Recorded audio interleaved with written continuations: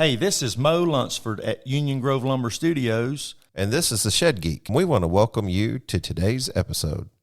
Okay, welcome back to another episode of the Shed Geek podcast. And so happy to be doing this interview today. Ben, do you just want to sort of introduce yourself a little bit about who you are and what you do, sir? Sure. My name is Ben Eichsteadt. I am the National Director of Sales for Easy Pay Buildings. I have been in this role. It will be 4 years this coming up August. It has been quite a ride. In fact, I was not even aware that this was an industry before coming to Easy Pay. And I have absolutely loved getting to know our partners and getting to know the industry. We operate in 30 different states. We handle a variety of products, the two mains being steel buildings and portable buildings and sheds. And I'm to meet you for the first time. Excited to be here. Oh, that's great. I love your comment. I didn't know it was an industry. I've heard other guys say that before. They said, I was just in sheds. I didn't know sheds was an industry. Like we always done this, and it's really grown up. The industry's really grown up. I do, yeah. And when I say I didn't know it as an industry, I mean I was never involved in the shed business at all, right? So that was a completely new thing. But even in my short time here, you're 100% right. The industry has grown up quite a bit in a very short period of time. They've gotten so much savvier, not just technology wise, but looking at their businesses and how they run their businesses. And if you can quantify how I can only imagine at one point this industry was kind of each town had a lot, and that's where you went to get your building. You go to the next town, you talk to the Sam over there, that's where that town gets his building. And I bet it was that way for a very long time. But once we were sort of forced as an industry to adapt new technologies and adapt new ways, the speed at which they've sort of caught up and continue to grow is really impressive. Yeah, there was a lot of conversation, it seemed like right around COVID or pre-COVID, about a lot of the technology that had sort of hit the industry. And man, what a unusual time for it to hit the industry. Yeah. Because COVID sort of forced many people, not just in sheds, but just in retail in general, out of their comfort zone. So did you guys experience the same? It seems like we saw sheds that were just disappearing at such a high rate that sales no longer became the point of topic or conversation, but labor became the topic of conversation. Yeah. How do I get people? How do I keep them? And is this here to stay? Yeah, 100%. I started at Easy Pay in August of 2020, so sort of right in the middle of it. And the first thing that I was told was, we were expecting this to be an industry killer. And so from Easy Pay's perspective, they were shocked at it went the complete opposite direction, right? It went through the roof. And then, of course, you had all of the other things happening. So it was, I mean, just looking at the numbers coming through Easy Pay in the first year and a half that I was there, it seemed to me that as long as you had a building on the lot and an open sign, that it was going to go. Somebody was going to come and take it, right? And you're right, labor was definitely an issue. Then, of course, the materials became an issue and supply became an issue. But you're right in the sense that it was great to see how the industry responded when they were kind of taken out of their comfort zone and forced to adapt to new ways to go to market. I think it could be said about a lot of us, myself certainly. Sometimes, the only time that I really do any action is when I'm backed against a corner. And I think from the industry as a whole, they kind of were, and they really stepped up to the plate, and it just saw a spike in the industry, sort of a launching pad to new levels that it might not see, again for a singular time period event. Do you think new dealers that sort of hit the industry during that peak. Do you think it's been a surprise of what we've seen post-COVID? And what's really the focus now? I mean, you kind of talked about, the focus on sales now and sometimes the lack thereof. So let's hop into that conversation a little bit. What's your thoughts on that? I do speak to different groups about this because I know that, we tend to change our focus now, or our conversations are more along the lines of what's our SEO looking like? What are we doing with our ads? How many leads are coming in? Shannon, but I look at all of these tools, and no doubt these are integral and vital parts of running a successful business these days. But at the end of the day, those are tools to help you create a conversation, right? They're tools to get somebody to come to your lot, or tools to get somebody to pick up the phone. And one of the challenges that I see that's happened is because you didn't have to do much selling in COVID, it just had to have inventory. A lot of us have sort of lost the craftsmanship of the sales call and breaking down what that is. And then when you extrapolate that to bigger teams, I talk to teams all the time about, are we retraining these? Are we going over our pitches? Why does the guy who manages the lot on Tuesday and Wednesday sell 30 buildings a month, and the guy who manages it on Monday and Friday only sell 10? A lot of that can come down to, what is your conversation like? And I think that the industry would be, I don't know if wise is the best word, but I think more attention needs to be paid to that aspect, the aspect of actually having the conversation to close the sale. Now we're starting to see maybe a slightly corrective year, right? Where the numbers aren't what they were in COVID. Sale leads are harder to close.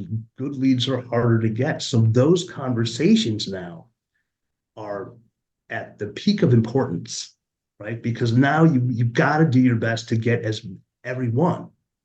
And that comes down to honing your craft and really understanding the conversation and the goals that you want to have within that conversation to close the sale. I couldn't agree more. You said a couple of words in there that stuck out to me that really made me think, when I was growing up, if you heard the word craftsmanship, you really thought about somebody who, wasn't just crafty, but was more of a, what's the word I'm looking for? They were more of a subject matter expert on a particular thing. They were a craftsman, in terms of like being a mechanic. They were a craftsman in terms of being a carpenter, but whatever their trade was. And we do have so many different like segments to this industry, wholesalers, retailers, manufacturers who distribute through multiple locations or lots on a consignment model. We have shed haulers that are dealers.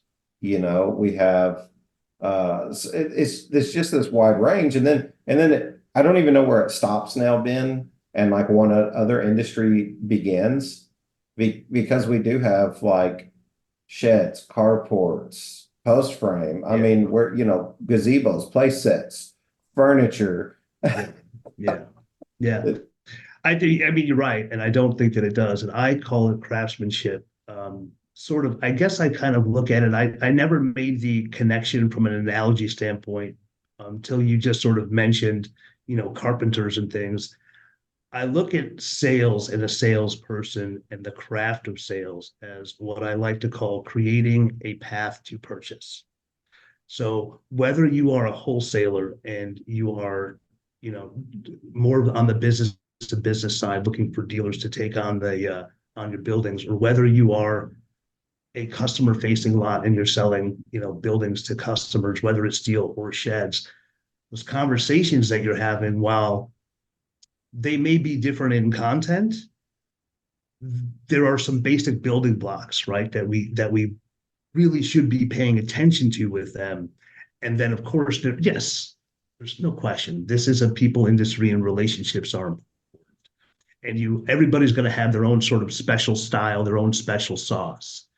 But if you also really understand the fundamentals of a conversation and you kind of do it with the specific goals and the specific areas and the specific confines of that, you're going to have a lot more repeatable success. And that's really all we're trying to get to, right? We want a repeatable process that can produce predictable results. Hello from the Shed Geek. Let's take a walk through My Shed 3D. With My Shed 3D, your company can simply add a 3D builder button to its website. Once the customer clicks onto the 3D builder button, they will enter some basic information to get started. Remember, this information is captured in your Leads tab, whether or not the customer designs a building. This is very valuable information that turns a cold call into a warm lead.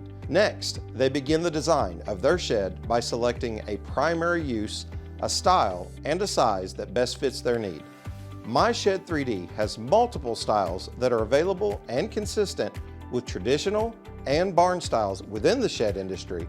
However, if you offer a customized or non-traditional style, My Shed Solutions can build that design for future use. We can also save on some design features that make it easy to adjust without a major rebuild or added fees for design changes. For instance, want to offer a steeper roof pitch? Just navigate to the Settings tab. Then click the Building Models. Click Edit Building and just enter the new roof center height, and the design changes will reflect on this style option. This will save you thousands versus traditional design changes that need to build a whole new style to match your design. From here, simply choose the style, siding, and color. Then choose a trim and roofing style and color. Next, let's add a door. That was goofy. Next, let's add a door.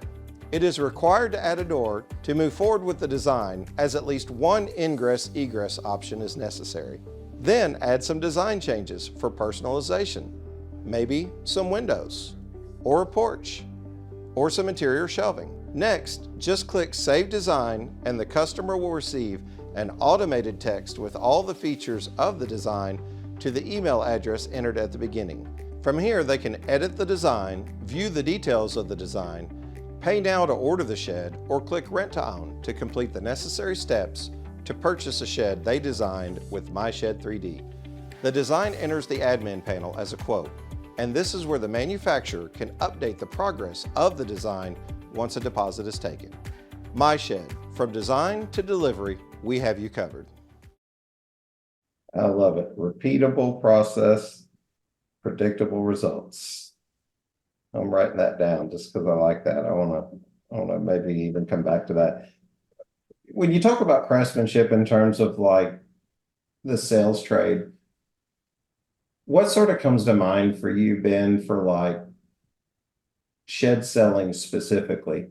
I tend to think that there's like some common denominators that sort of like reach across the aisle for like all sales. You know, maybe it's your appearance, it's the way you dress, it's the training, it's, you know, having a CRM, working the CRM, working the leads. You know, there was a time where you just set shed lots, and there's probably still many companies who do this. And it's amazing that you can get into this business and do that. I think that was a comment going back to what Richard Mashburn said. You can still build some sheds, throw them out on the road, and have a legit business in this industry. It's amazing you can still do that, but we've almost graduated past that now to where as you develop into like these bigger companies, where does training fit into the conversation? You know, a new salesperson comes on, we send them 200 buildings or 100 or 50 or 20. Let's just see what they do. Let's hope they do well. Is that the recipe for success, or what's your thoughts? No, I think you bring up a really good point. I mean, so when I look at the sales conversation in general, and so from the perspective of the lot manager to the customer, but it applies across the board, right? There's basically 5 segments of the conversation. And a big part of that is you have to be the expert in what you're selling. There's a lot of times where I hear lot managers say, well, I don't know about that, or I'm not sure about that. And there's some customers that will come onto the lots and they'll just assume that each building is the same. And they're really, you know, and they're basically looking, why is your building more than their building? It is incumbent on the manufacturer or the the sales company to make those lot managers absolute experts in that product. So that when I come to buy a shed, I know that I'm talking to somebody whose opinion that I trust and that they 100% know what they're talking about. Why is this building different than the building down the street? What is the best feature about it? Have you listened to exactly what I've told you as far as my needs for being here today? And in your expert opinion, what is going to be the best option for me? I think you're right, Shannon. I think that there is a bit of that. Let's just kind of see how they do. And I think there is a huge sort of space there that could be filled with some really great training to make sure that those guys are really experts in what they're talking. Yeah, I think about that a lot in terms of, well, I mean, one area that me and you, where the rubber meets the road for both you and I, is like selling RTO, Yeah. selling a payment option. They represent ultimately as a third party sort of, your brand. So like the last thing you want to do is get a phone call from a customer that's upset, that feels like they didn't get the information. Now, don't get me wrong. I've never known a customer to lie, Ben. I don't know about you. It's never happened. And all the time Never happens. I've been in business. So it's, I want to defend the dealers here and everybody else so that they feel protected. Don't get me wrong. But there are times too that we can tend to focus on the sale and just accomplishing the sale, not service after the sale, and not really servicing the sale in the moment. We really want to work on the commission. We want to get that sale. We want to get it done. We want to get it done even more when they're price shopping. When they've went down to, such and such as shed lot down the road, and then they've come over to give us an opportunity. We really want to close that. But there's a due diligence there that's necessary that we have to do. And what's your thoughts on dealers and training, even in the RTO space as well? I know that from Easy Pay standpoint, right? This is a constant discussion. I mean, it's the same thing with training. It has to be constant and it has to be regular.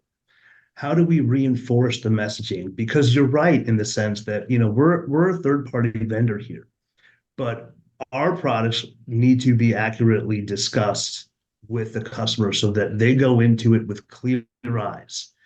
And so you think of all these repetitive steps that you can do. What kind of information can I give in the portal that the dealer can see right there? What kind of information can I put in, a pamphlet that can be at the lot? How many times can I schedule a conference call with the salespeople or a Zoom call, and let's go over the finites of our program again and again and again? I think that this is also where and this isn't just the shed industry. I think this is just sales training in general. I think that a lot of times they'll do one seminar, they'll put together one packet, they'll go over things once. It's not, right? Sales is it's not a binary thing. It's a living, breathing, moving sort of craft, and it has to be constantly refined. And the fundamentals have to be constantly reinforced. I mean, if you look at some of I read this book about Kobe Bryant one time, and they said for every practice for his whole career, he spent the first hour doing drills he did in seventh grade. Right? He's working on the fundamentals. And even though he was at the top of his industry, that piece, why he was at the top, is because he never let go of that piece. And we don't see that enough on the sales side or the product discussion side in the shed or the steel industry, to be honest. I love the basketball analogy, especially. I've often used the one, AI, and no, not artificial intelligence, but Allen Iverson, the original AI, and the notorious commercial or press conference where he says practice. It's turned into a commercial now. Practice. We're not talking about the game. We're talking about practice. And I loved AI, and he was a great basketball player. But practice is really where 90% of the process is. The game is really just executing the fundamentals and the practice. So I've said for years, I'm a big fan of like taking the time to like really build a strong process behind the scenes so that what is apparent, it just becomes natural. And it's, you know, instead of 10% practice and 90% game, let's focus on 90% practice and 10% game. The game should just feel natural. Introducing ShedHub, your ultimate shed marketplace. Are you in the shed business and looking to connect with more buyers? Look no farther than ShedHub. ShedHub is a game-changing, two-sided marketplace that brings shed sellers and buyers together in one easy-to-use platform. Think of it as the Amazon of sheds. ShedHub isn't just any ordinary marketplace.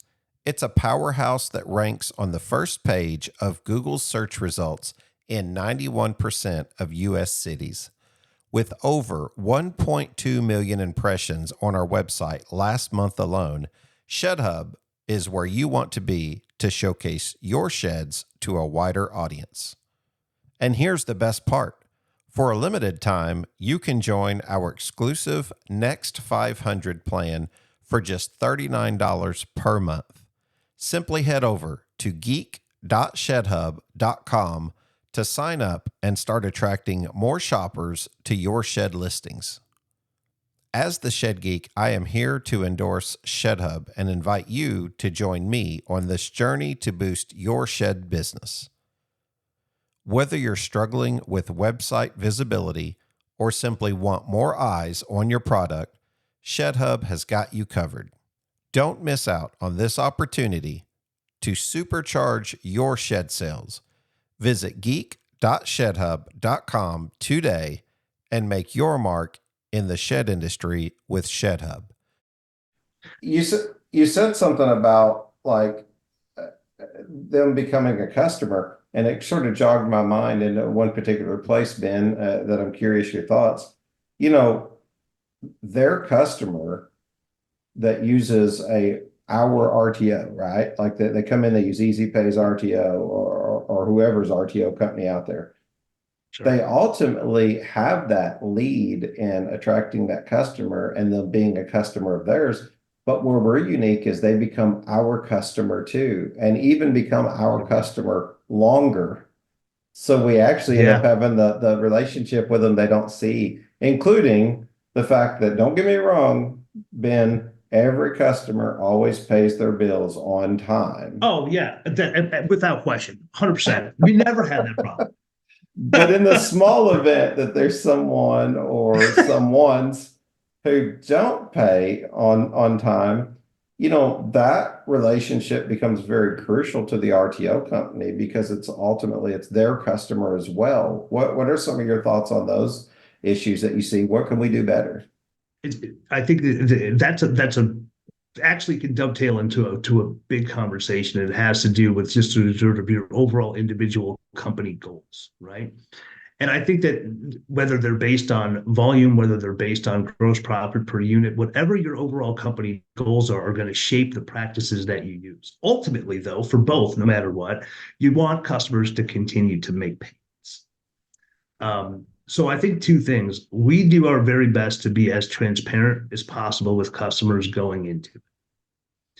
And the other thing is, you know, at the end of the day, I'm going to continuously work with them, whether that's moving payments on the back end, whether that's coming up with different arrangements. But if I can continue to get some revenue from them in some way, I mean, from the RTO side, that's an awful lot better than having to go get it or having them turn it in.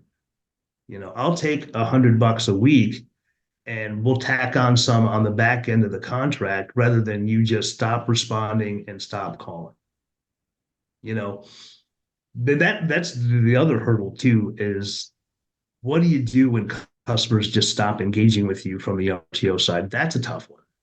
Yeah, I'm almost curious your thoughts. You know, I've seen it both ways. I've seen dealers or manufacturers both that really want an opportunity to work with that customer. Should communication failure break down. And then I've seen some who say, hey, your risk, your problem. It's the business you got into. You're an RTO. So I sold the building. I did my part. it's not my problem that you are having a hard time reaching the customer. What approach is the best approach? I don't know if there's a best approach. I think there's good approaches for different circumstances. I will say this.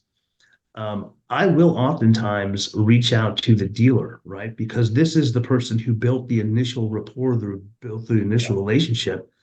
And I'll say, hey, listen, Tom Jones just won't respond to us. I know you told me you got to know him during your sales process. Is there any chance that you can reach out to him and just say, hey, Easy Pay would like to talk to you. You're not in trouble. We'd like to connect with you. So I will go as far, to those avenues. Are there times where there are no other options? Of course there are, right? So you're going to repossession and they're going to court. I mean, you can't just keep doing the same thing with no result. But you can try different things, and using the dealer who did the sale at the sale point and built that initial partnership is definitely something that I lean on from time to time. And that only works if I have a good rapport with that dealer, right? If we're both operating in full transparency with each other, which is what we try to do. We try to build solid partnerships, and the trust is built over time, so that I can call that guy and say, because I don't fault the salesperson. I get that they're either trying to hit a number or they want that, they're trying to hit a certain commission. But I do want to make sure that when they're talking about Easy Pay, they're being as transparent with that customer as possible, so that in the event that they stop communicating with me, I could go back to that dealer and say, hey, can you give Tom a call and see if he'll reach out to us? Yeah, I've found that communication is, well, it's an unusual thing. There was a saying, something along the line of, I'm not sure that communication is the key to success anymore. I think comprehension is the key to success. So like I can communicate all day long, but if you don't really understand what we're trying to accomplish with the communication, all we've really done is touch it on the surface.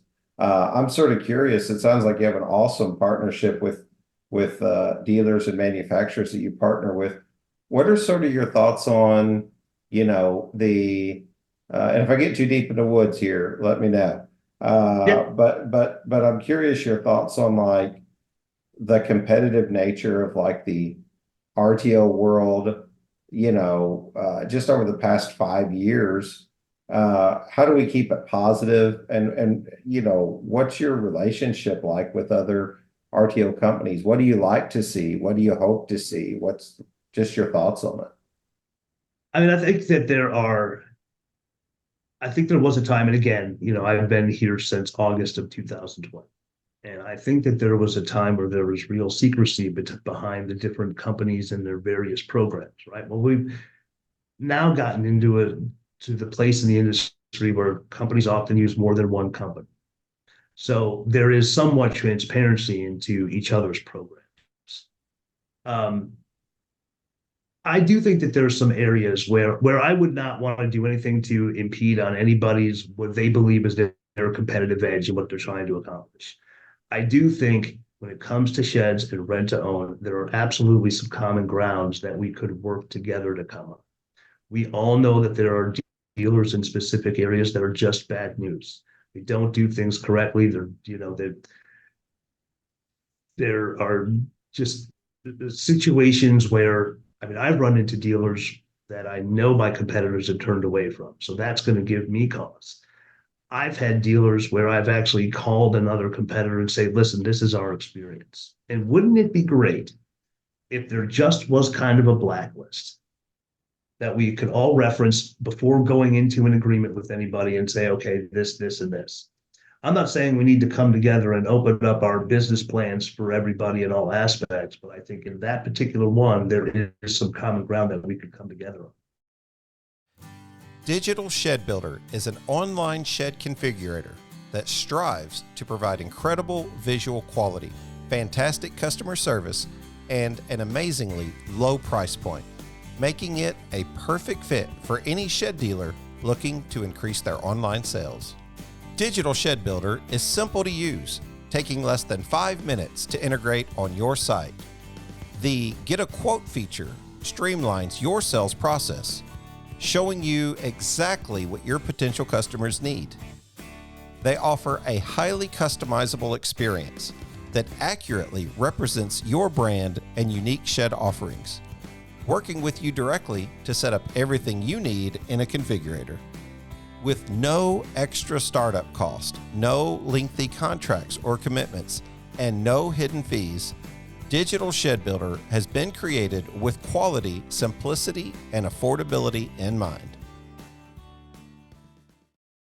Yeah, it just seems like the more organized the dealers get in doing bad deeds, that ultimately affects everyone. And there should be enough common ground to say, hey, this was a bad experience. I don't know, and I think those are good reasons to attend things like the NBSRA to learn more about that, to try and figure out the legal ramifications and what's allowed and what's not. But it's certainly good to try and organize at least enough not to cause any harm to any particular business, but more so to organize for the benefit of our industry, to because like we don't really want, I don't know about you, but I know I've never been the biggest fan of like reality TV, Right. and like where they're showing, cars getting repossessed and all the high drama that goes with it, because television has to have that to have. But I don't always like that being representative of our products too. Whenever I read through the comment section that says, I didn't even know a shed could be repossessed, how pathetic, or something along those lines. I can just tell that the consumer base is not educated. And sometimes, let's be honest, we haven't done the best job even internally in the industry as dealers, manufacturers, RTO, of representing what rent to own stands for. It'd be nice that the consumer base sort of understands what we're doing and understands what a rent to own program is and how it differs from a credit sale. Yeah, I agree with you 100%. And I could even extrapolate that further and say, I'd like to see us wholeheartedly as an industry do a little bit of a better job in front of some state legislatures. Because rent to own it's not even an optional, it is a vital service for a good segment of our customers. It is how they go about their lives. And should they be turned down from getting things that they need because they don't have this credit, that credit, or this established or that established? The answer to that is no, right? And it's one of those things where I'll bet if I talk to customers, because I have on an individual basis, because you're always going to get the question, well, why is it such an expensive way to buy a building? And when you start to break down the risks involved for buying that asset, the fact that when one building goes into repossession after one payment, that I have to have X number of, successful contracts to make up for just that one loss. They start to understand that more. So I think you're right. I mean, I haven't figured out the best way to sort of educate the public, overall in general, and certainly not on any bigger stage. But I do think that I also not the smartest person in the room as well. I mean, I think there's some collaboration there that the industry could do to really come up with some different ways or some better materials to really educate people on the benefits of and the service of rent to own. Yeah, I love your thoughts on it. It seems like if we can't come together on nothing, we could come together on a few of those ideas for sure. Agreed. That are mutually beneficial for the industry as a whole. And I don't know, who will take the reins, for that particular discussion, but I definitely like the direction that it's going. It seems to be that there's, like you said, the not just the secrecy in rent own, but the secrecy in the shed industry as a whole. I remember working somewhere where we couldn't go into the R&D department, and we worked there, and it was like, oh man, like it's gonna hit the street, and the neighbor across the road's gonna see it, and they're going to understand what they're competing, up against almost. I say that all the time. I mean, you're probably going to find a similar thing in most cases within 5 to 10% from one shed company to the next. You're probably going to see that in marketing. You're probably going to see that in rent to own. It's your systems and processes that really set you apart. It's oftentimes not even your product in some cases, but very few. No, there are some small things I agree with you. Like one of them is simply being accessible. That alone can increase your sales, your volume, your profits tremendously. If you are there, or if you answer the phone, if you return phone calls, if you return texts. You're going to open up a can you want to talk about minute. Yeah, I mean, the smallest steps that you can do that you would, if you do it consistently, you'll see dramatic increases. Being accessible is one of them. And I see a lot of people that could make improvements in that area. And it's also one of those kind of fundamentals that I talk about, and I try to practice what I preach. I mean, I try to be as accessible as possible, and I'm always looking at, all right, what did I miss here? How can I improve this? How can I be reached better here? That small thing, picking up the phone. And how can you even escalate that as you begin to scale a business as it gets larger? As you said, you guys are in 30 states, and then you think to yourself, 5 years ago or 10 years ago or 15 years ago, if you were in rent-own space, or it didn't even have to be rent-own. It can just be as a CEO, or you were not once CEO. You saw the processes more clearly. Now you have to organize them. You're a project manager of all of these processes. And, I always say, if there's something you want to, this little red book of sales, Jeffrey Gitomer taught me this. He said, if there's anything you want to know about a company, call their salespeople. Their salespeople want to sell. So call their salespeople and just talk to the salespeople.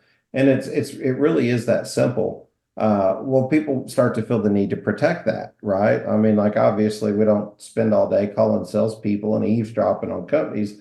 I'm just saying they want to get a sale, so they're ready to tell you everything about what they do and how they do it, because they're always seeing the person on the other side of the phone as a potential customer. Yeah. And my question is, how do you scale that up, Ben, as you begin to grow and you begin to scale as a business in general? I don't know if you ever played a telephone game where you stand on one end. Yeah, 100%. Yeah. But that's the way it feels like it works in business. Like the CEO or the executive team sets out a plan, and by the time it gets to the end of the telephone, into the line there, it's like, it doesn't even look similar to what you discussed. How do you increase that communication even when you need to scale, so that manufacturers, dealers, the part-time employee, the person who just has a sales lot that they never man it, but they still take phone calls, how can they best represent not only their manufacturer, but EasyPay? Yeah, I think that there's that's a complex question that probably has a myriad of answers. One thing that I will say is it's consistency of message. So I want to, for instance, if I have a territory manager who wants my job someday, I am more than happy to help him get there, right? But I'm in a sense, I need to replace myself. So I need to make sure that he is sort of being as consistent as I would be with the messaging and how we handle issues. If I'm a manufacturer and I've got, like you say, I've got corporate sales lots, and then I have these other sales lots, and how do I keep the messaging consistent? There's a variety of things that you can do. One of them is pretty simply like just blind stop-ins, right? We can sort of check on how that conversation is going. But again, we tend to do a training. We do a training seminar. Maybe we do it once a year. Maybe we do it twice a year. It's a thing that needs to be talked about on a daily and weekly basis. Yeah. When you are the guy on the lot, and you should be in a position, or you should want to really sort of analyze your sales meetings with potential customers. They come to the lot, were they there for 15 minutes and they left and they didn't get a sale? Did they come, say their name and leave right away? Were you there for an hour and a half and did they still not buy a building? If you're not analyzing what happened in those conversations, you are doomed to repeat it. Hello, today we're going to take a look at iFab's component saw system. So we're utilizing a DeWalt chop saw. We've put it on sliders, easily to adjust. We've automated it using pneumatics so that we can run all these saws together using one actuator. We can either actuate with a two-hand safety control here or a foot pedal. The two-hand safety control comes with board clamps here, so to clamp in your board so you're totally hands-free. We've got digital readout up here to find your angle as well as your length. So we have a 90-degree saw here for your super long angle cuts. We've also got a conveyor on this system to take away your cutoffs. This system is completely modular. We can add as many saws as you need. The rails can be as long as you need. For more information, visit www.ifabllc.com.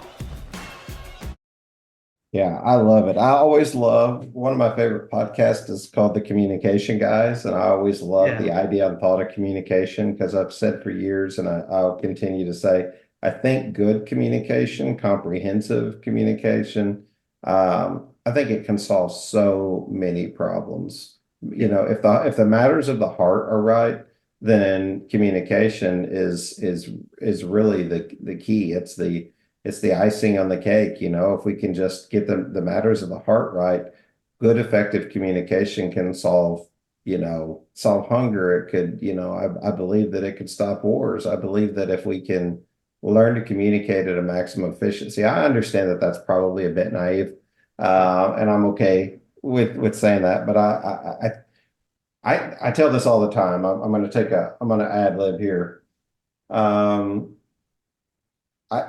Anyone who's been around me's heard this story, Ben.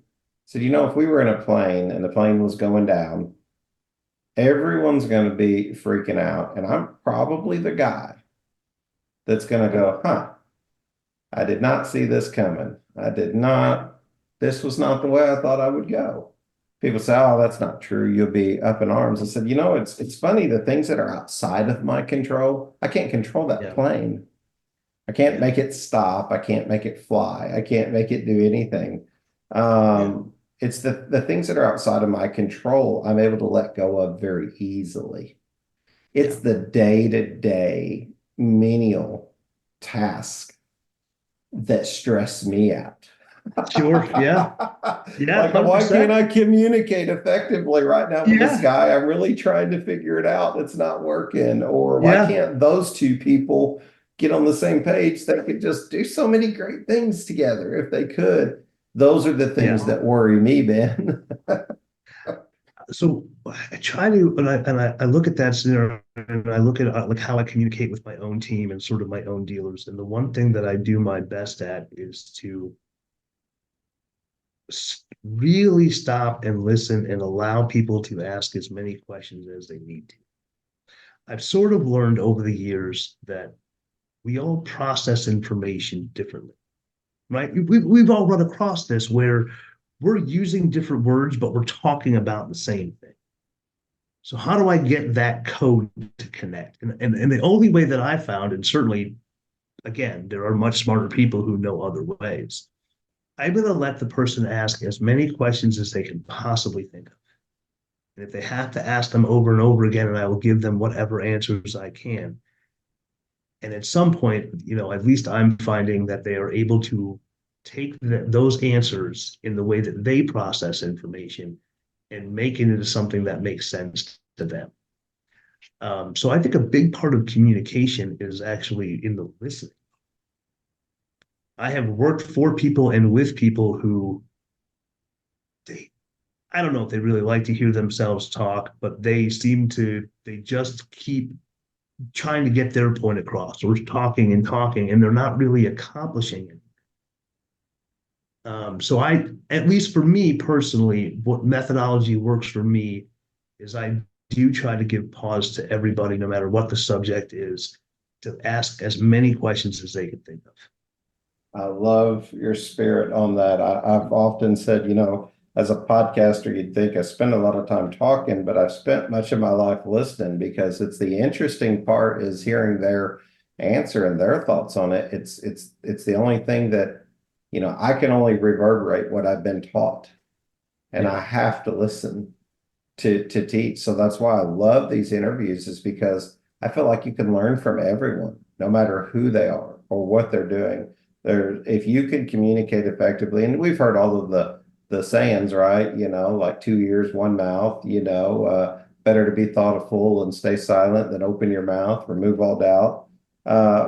But also I do love to spend a lot of time consuming information, reading, listening, audiobooks, music, documentaries, because it just being inquisitive gives you like more questions that you can ask. And that's sort of the sales process. We've kind of done full circle here to come back to the sales process, haven't we? Asking questions. That discovery part of the conversation is the biggest one. Yeah. If you give it a second and you allow a little bit of silence during this period of the discussion is not a bad thing. Because more times than not, if you give it a second, that customer is going to lead you right where they want to go.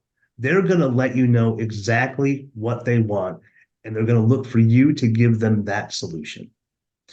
The other nice thing is during that discovery and during that listening, right? You being the expert in the product that you're talking about, they're also going to open up windows in that discussion to where you can say, well, have you thought about it this way? And maybe you want to go a little bit upscale. Maybe you want a little bit bigger building in case. So you're going to have opportunities to upsell.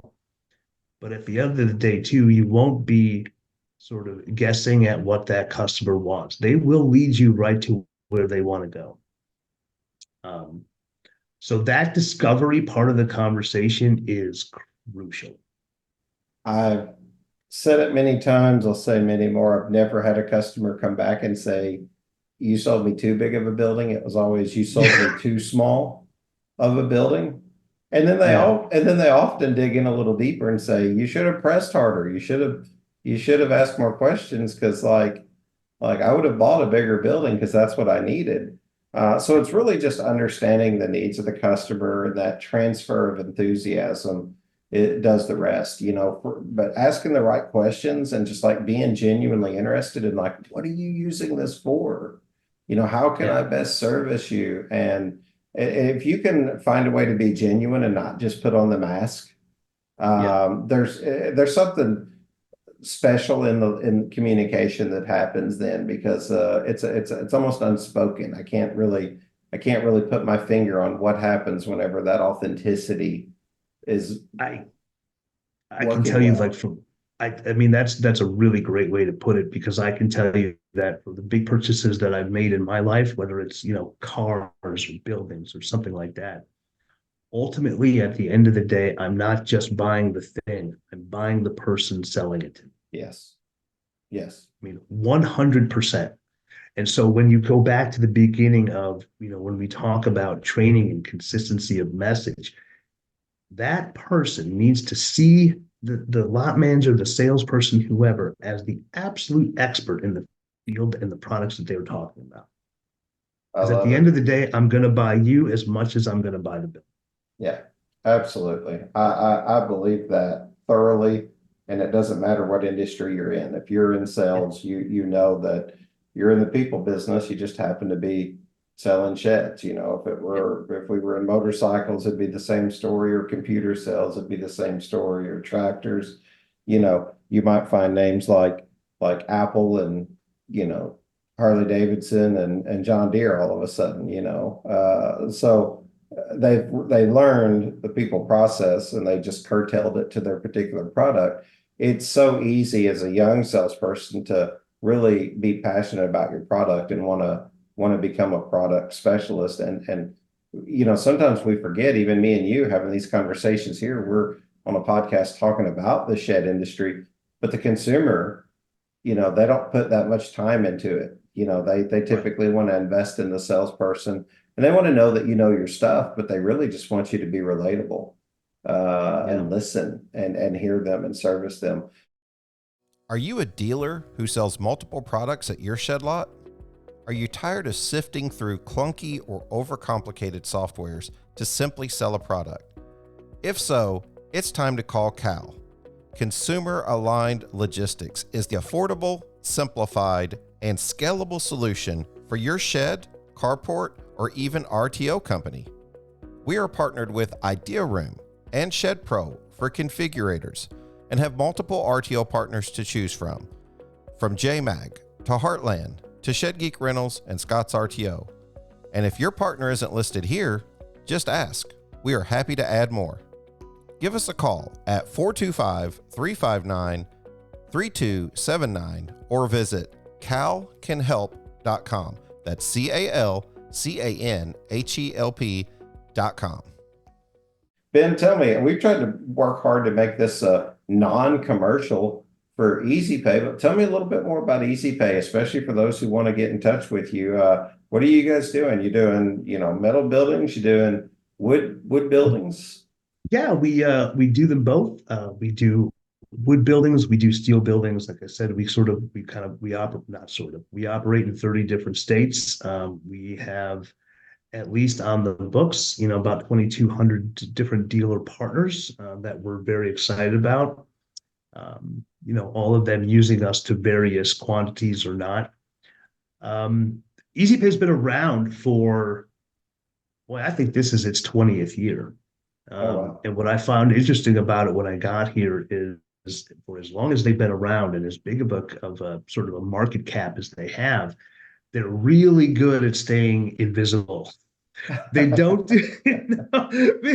we historically haven't done much to just let people know that we're in the industry, the various facets of our programs and why we're different from some of the other people in our space. So I, again, really appreciate the opportunity to come and talk to you and hopefully, slowly sort of kind of change that trend a little bit.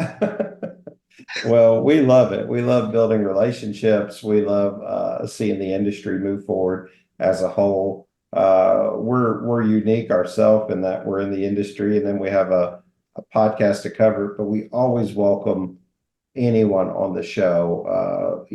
And I like to put that out there because I like to say, hey, if you're not on the show, it's not because you're not invited, not because you're not asked. You're more than welcome to come on here, talk about your product, because I believe that conversation, again, it comes back to communication. Good conversation and communication can happen even whenever you compete.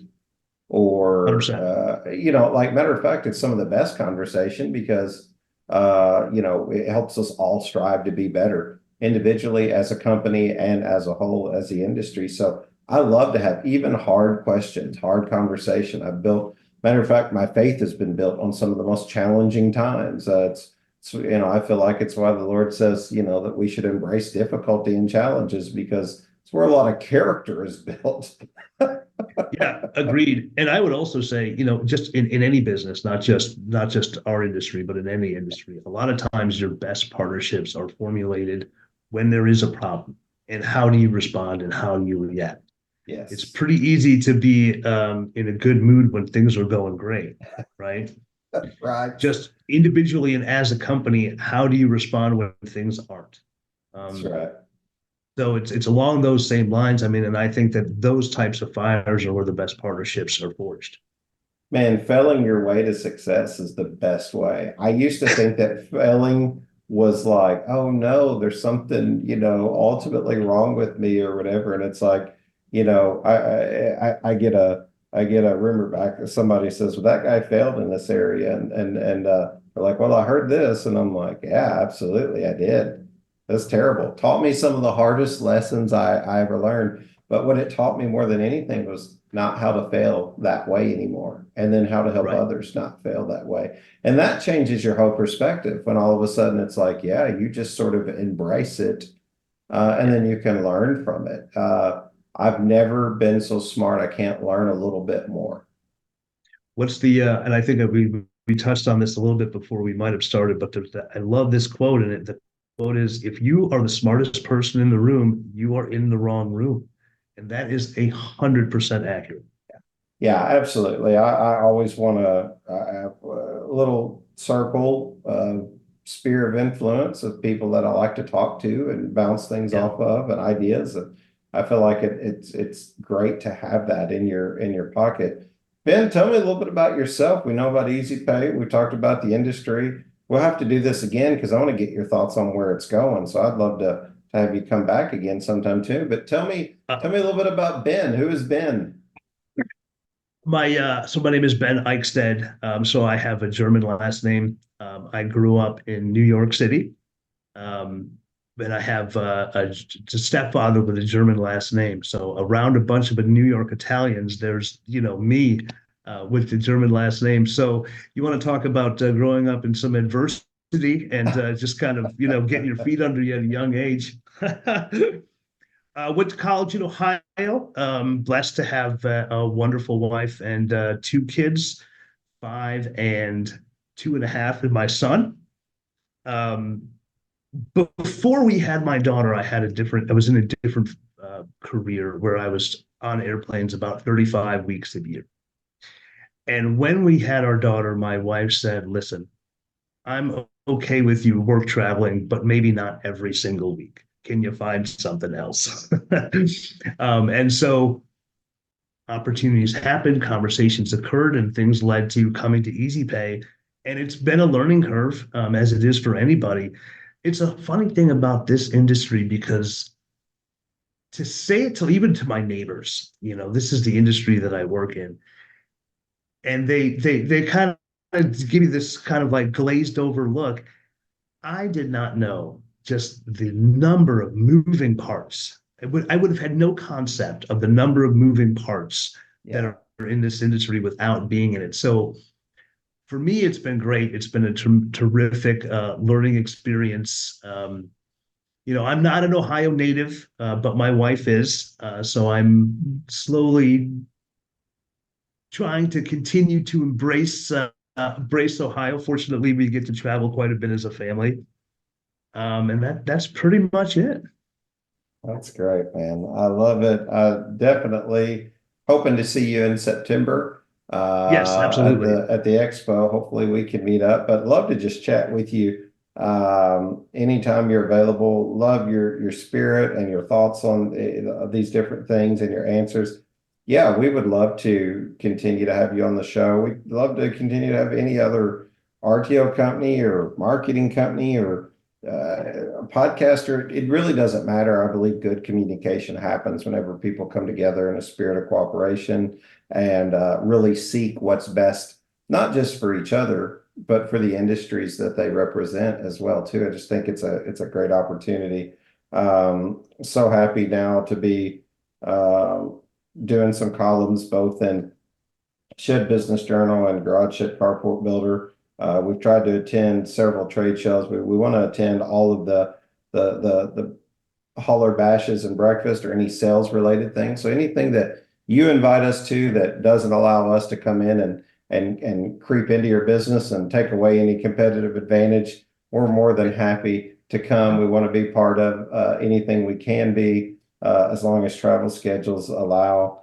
But I usually give the interviewee an opportunity to turn the microphone around and ask questions, no matter what it's about: podcasting, sales, sheds, faith, whatever you want to do. And I try to catch them off guard, especially if they haven't listened to a lot of the episodes as of late. But for the last 20 or 30 shows, we've been turning the microphone around and saying, do you have any questions at all for Shannon, the Shed Geek? Is there anything I can answer?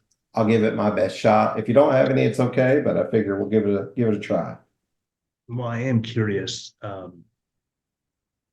In the time that you've been doing the podcast, have you sort of noticeably seen just your own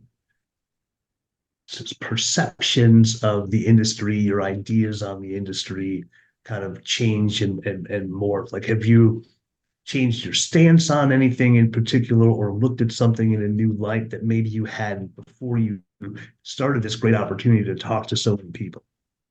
Good question. Great question. I love the question.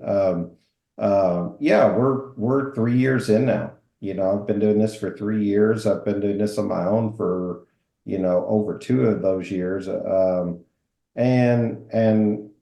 I still love it. We're well over 200 shows. We're doing a podcast expansion that's already live now by the time this episode comes out, where we have others that are helping to co-host because yes, some things have changed, I have grown individually. I've grown in my assumptions of things that I assumed either being on an island or being unaware. When you're left not knowing a person, like I can only assume things about Easy Pay. Yeah. You know what I mean? I don't know without talking to you, and I don't know that without talking to other companies either. Yeah. If it's a dealer, a manufacturer, a hauler, somebody who wants to get their product out, if it's someone in post frame, we just attended the post frame show. And one thing that surprised me is, I heard a statistic that said that 40% of post frame builders are also selling sheds or building sheds, manufacturing sheds. And you think, well, we're just in the shed industry, but if you go up to Michigan and they see a 30 by 40 pole barn post frame built out there, a lot of times they just call it their shed. That's my shed in the backyard. And we think of sheds as portable structures, outbuildings, and just so like my perception of like the word itself, shed geek. What is that? Who are you? Like, why are you not learning about roll formers? Because so many guys that are doing sheds own their own roll former, and then they're bending their own metal, they're putting them on their sheds. How come you're not, investing? And I'll tell you why is because where does it stop? Some guys build homes too. And like, I'm not the shed or the home builder geek. I don't know. but construction is sort of at the root of what we do as manufacturers. And then the rest of the conversation starts to happen. You got to build something to have something to sell. You got to sell something to have something to haul. But how do the intricacies of the different parts of our businesses exist? Because, I'm learning so much more about post frame and metal, carports. We sold some there for a while, but like, I'm so interested to jump into that industry a little bit more so that we can sort of understand, even how to help organize there. I've heard shed dealers say, well, I don't even want to sell carports anymore because the lead times or the customer service isn't there. And it's like, well, hey, there's another communication topic. And like, how do we get in front of these folks to talk about how to make these situations better? It's like you're attempting to finish a job that can't be finished with the podcast. So like we're always striving for better, never reaching perfection. That's interesting. I like that. Some of my stuff has changed. There's no doubt. Some of my opinions have changed. I've met some wonderful people like yourself and others by doing this. I think that it should, right? I think one of the first things that we all look for in people is a mind at work. And I don't think that your mind can be at work if you're solely fixated on one's belief in something or this is how it has to be thing. So I love that. In some cases, you just don't know if you don't call someone up and talk to them or reach out or have some mutual conversation or friend that can connect you somehow. It works out so that, that's what's changed the most for me is like my perception of people and companies. I think that's great. That's changed the most because I was left with my own thoughts.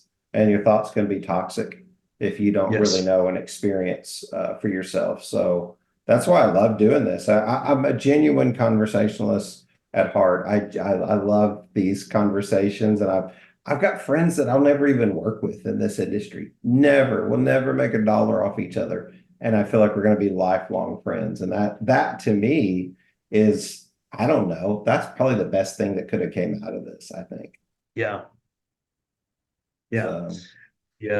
Was the biggest measure of a man can be measured in his impact on others or how many other people he's affected. There's some great phrase that goes along with that I don't remember the exact wording, but your impact on others is, probably the biggest currency that we all have. Man, that's a great statement. I was at a video shoot this morning. That's why I seemed tired. I was up at 5 a.m. and we were shooting a video at 6. We had this podcast at 9, and all we were talking about this morning was like purpose and why, not how you do it, right? Kind of like the Simon Sinek, find your why, not how and not what and all that, but why. What drives you? Why do you get up? Why do you do what you do? And like, I think that whenever you can begin to find that, you can find a level of contentment that money can't purchase. And that's something, a comment I made this morning. So I agree with you. One of the best currencies out there can be, your purpose, I think. Yeah, 100%, man, 100%. Man, I don't know how to end it any better unless you have any other questions. I hope I answered it. I tend to have long answers. No, that was great. I was just curious on your take on it. That was great. And I really did, man, I'd be happy to come on and talk about steel. We can talk about that forever, but to talk about it anytime, this is a really great experience. I really enjoyed it. Well, hey, I love it. I've heard nothing but good things about your company, and wishing you guys the absolute best. I think it's great what you do. Just love getting to meet you. Nothing happens without networking. Networking works if you work it. So 100%, Shannon. Yeah. Feelings mutual. That. Perfect. Hey, this is Mo Lunsford in sunny Union Grove, North Carolina, and we want to say thank you to all the guests and listeners.